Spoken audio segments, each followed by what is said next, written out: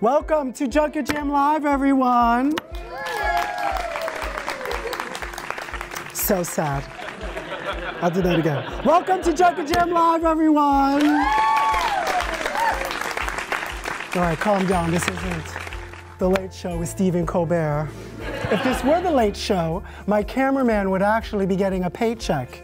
Instead, he works for me and gets paid in cookies. It's okay, they're Pepperidge Farm. Only the best for my crew.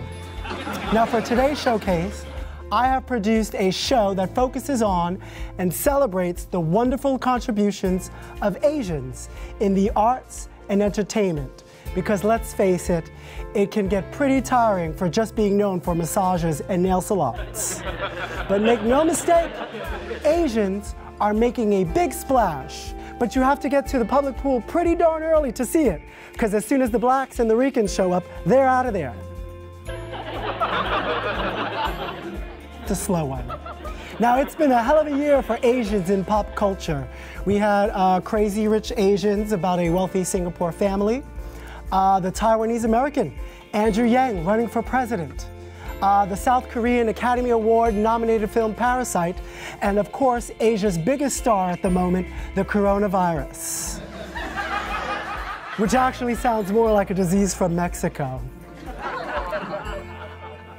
Asians are everywhere. I just came back from a trip to Paris and Italy, where there were Asians who lived and spoke French and Italian, and some of them even spoke Vulcan. Now, even as a child, no, that one didn't land, okay. Now, even as a child, I remember being surprised to learn that there were Chinese citizens in Puerto Rico who were fluent in Spanish, which of course means I still had no idea what any of them were saying. Yo no habla español. I do understand Vulcan, though. Apparently Angela does too.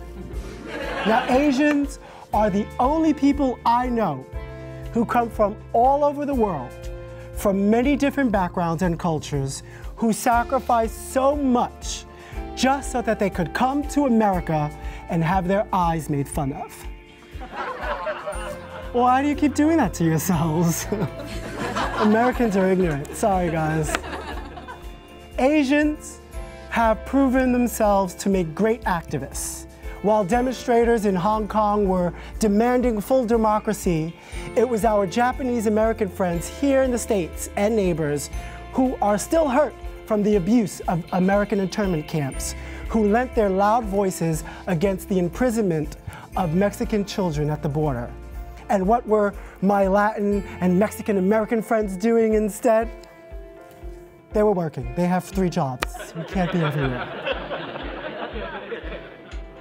Now, even with all the great contributions of Asians from around the world, they still have to fight against derogatory and demeaning stereotypes. I'll be the first to admit it. I'm guilty of it too. I've made some not so classy jokes about never being able to tell if any of my Asian friends are smiling or crying. Because, you know, some of them wear visors. But you know what? I was born in the year of the monkey. So as most of my Chinese friends will tell you, I was born to be stupid. But I am respectful of Asian culture. I have no problem taking off my shoes indoors. I can eat pretty well with chopsticks. And if I am invited to a fun little sleepover at one of my Chinese homegirls' house, I remember to bring my silk pajamas. Now that one's stupid. I like that one though. Now, this is true, I recently went to a Chinese American friend's 100-day birthday celebration for her daughter. And I have to tell you, though the baby was beautiful, the food options with their head still attached, not so much. It's a lot of food, with the head still on it. Now, the only Asian people I don't understand at the moment are North Koreans. Even with all the technology of the world, the poor people of North Korea still have no access to the outside world, pretty much making the people of North Korea just like the people in the Bronx. I mean, how many people do you guys know anybody in the Bronx? No, I didn't think so. How many people do you know in the Bronx have ever stepped out to a museum in the city? Probably not many.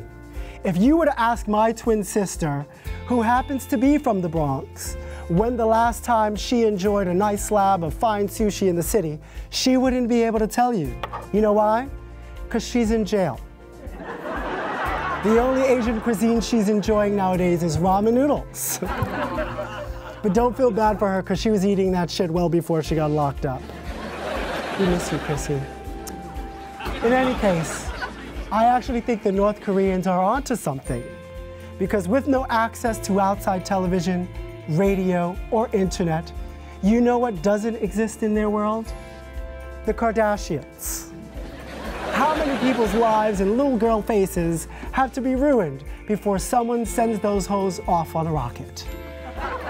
Speaking of disappearing women, now not many people know this is a true story, all of it is true. I once dated a Cambodian girl in my teenage years, so cute. Her name was Saklib M. It's okay, my lawyer said it was fine to use real names.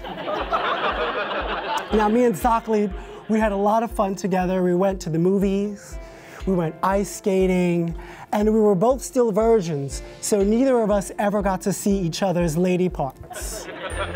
But the sad thing is everywhere we go, we couldn't be seen together because her family couldn't know about me. They would ultimately disapprove of our relationship.